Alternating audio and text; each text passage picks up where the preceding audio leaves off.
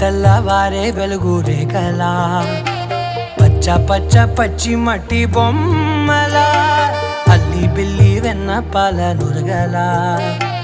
అచ్చ తెలుగు ఇంటి పూల కొమ్మలా దేవదేవుడే పంపగ ఇలా దేవతే మా ఇంట అడుగే పెట్టెనంట బ్రహ్మ కళ్ళలో కాంతులే మా అమ్మలా మా కోసం మళ్ళీ లాలి పాడేనంట.